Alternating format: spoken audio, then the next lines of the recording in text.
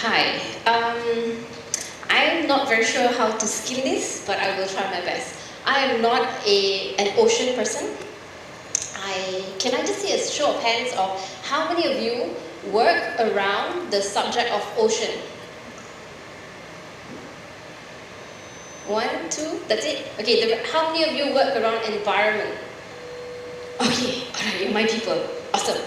Good to know. Right, so I'm going to share my perspective of how, when we talk about environmental education and how that links to climate change and how that extends into the ocean.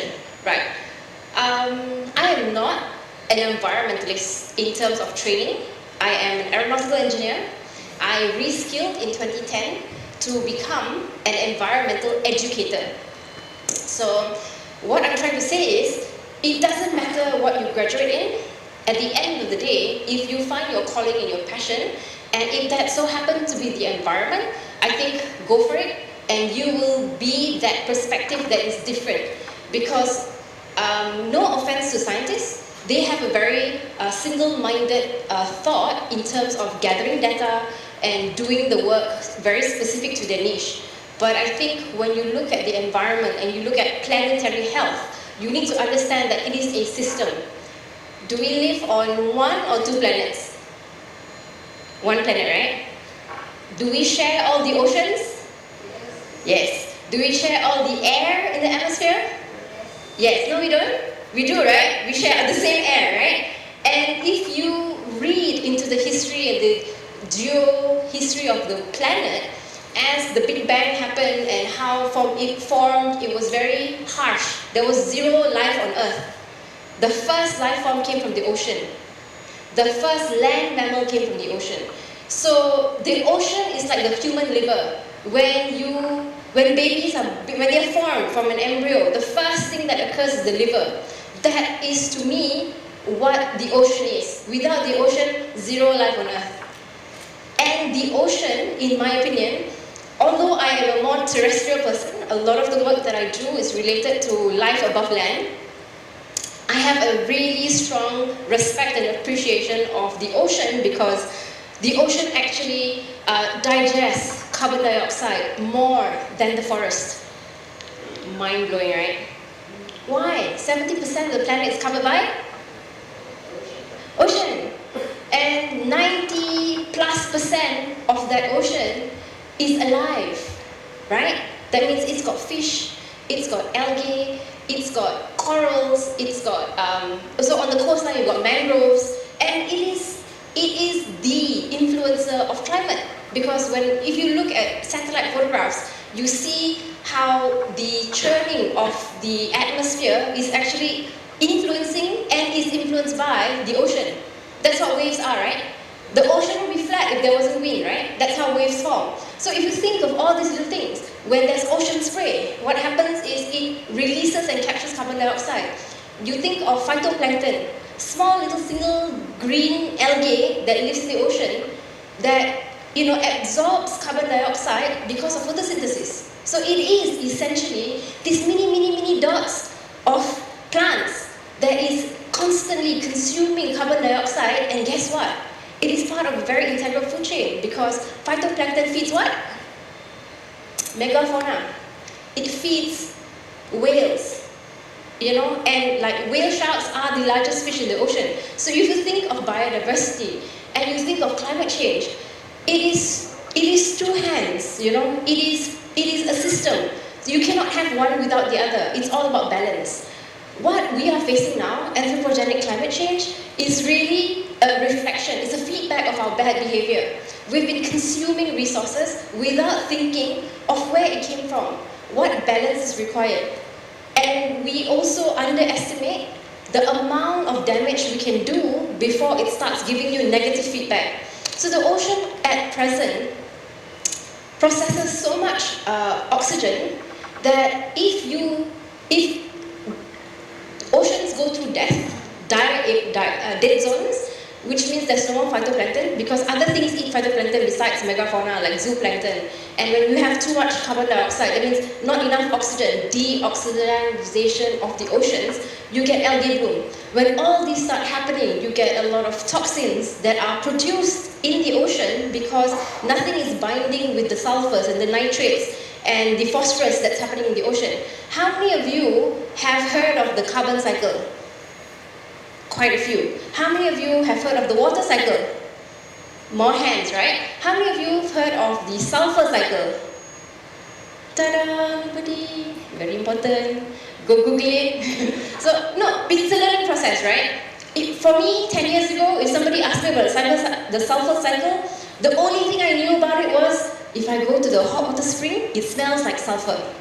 That's the most I knew about this 10 years ago. But as I learned more and more about it, then I realized, oh my God, when you see bubbles coming out from the ocean and it looks like it's boiling, it's because sulfur is being released. And when that happens, you are putting up so much of gases into the air. And it's all part of the same system because this kills biodiversity as well. And everything is a food chain. If you think you're eating fish and people say, hey, there's microplastic in fish, guess what? Earlier this year, if you follow the news, they found microplastic in the deepest parts of the ocean. Microplastic was found in the gut of microorganisms in the Mariana Trench.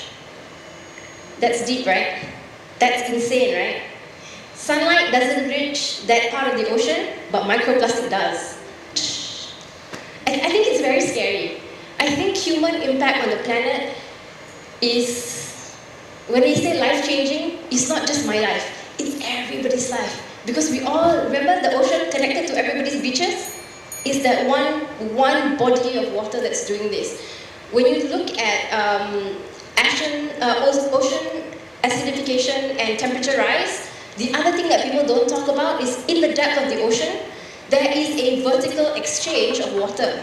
So there's a column of water from the top where it's got more oxygen that needs to go down. But when temperature change occurs, it becomes there's two layers. There's a hot layer of water and there's a cool layer of water. And there's no transactions going up and down. What happens is you have deficiency in nutrient, you have deficiency in oxygen, and what happens then is a cascade impact from not just diet on the top, but diet on the bottom as well. So if we want to continue living, and this is not about, you don't have to care about the fish, you don't have to care about anything else, just care about yourself. If we want to continue living as a human race on this little planet, we need to change the way we behave every day.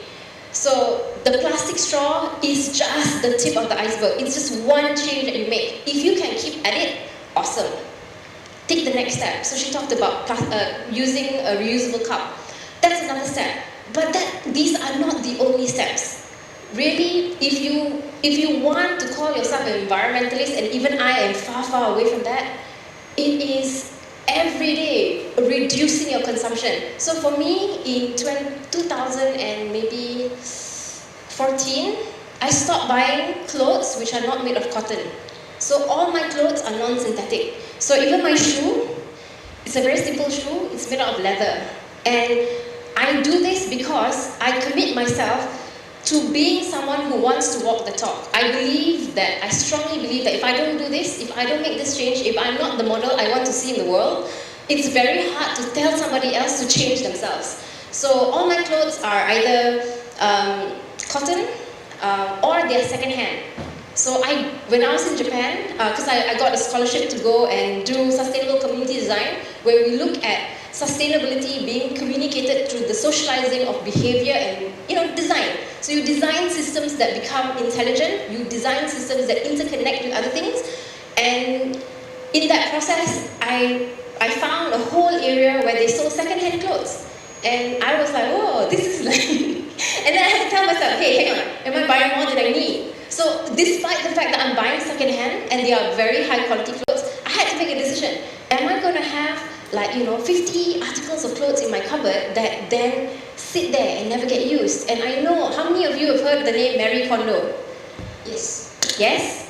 Okay, I'm not a fan of Marie Kondo because she's insanely organized and I'm not.